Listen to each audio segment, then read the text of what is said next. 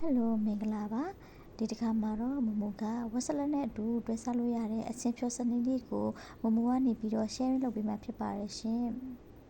ဒါကတော့အချင်းပြုလို့ရမှာမမိုသုံးမဲ့ထိုင်းဆော့တစ်မျိုးရယ်ဘီယန်နယ်ဆော့2မျိုးရယ်ဖြစ်ပါတယ်ရှင်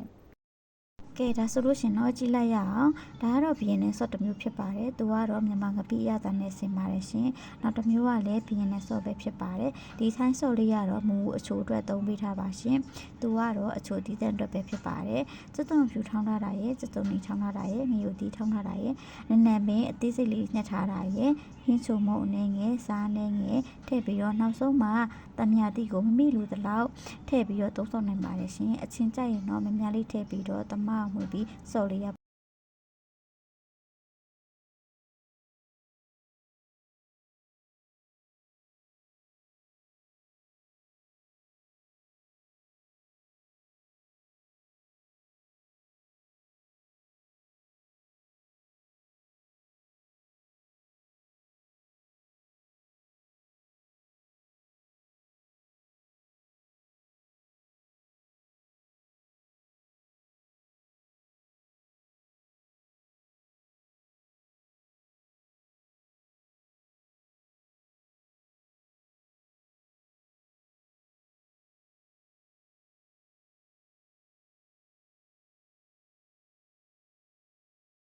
တော့မှာတော့ဒီလိုအရသာရှိတဲ့ဝက်ဆလတ်နဲ့အတူတွဲစားလို့ရမယ်အချိန်လေးတစ်ခွဲရပါပြီရှင်ဝက်ဆလတ်မှမဟုတ်ပါဘူးငါးကြော်လေးနဲ့အတူတွဲစားလို့ကောင်းပါတယ်ရှင်